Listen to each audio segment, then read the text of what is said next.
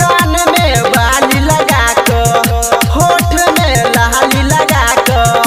केस में गजरा लगा क आँख में गजरा सजा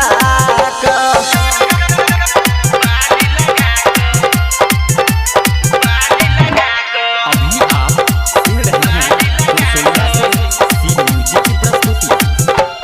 देखै में लागे छी फूल जैसा खिलल हटिया पे अबै छै छौड़ा से मिलल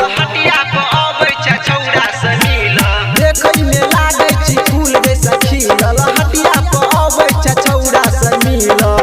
नंबर दे तो नहिया तोरा सट के चुम्मा ले तो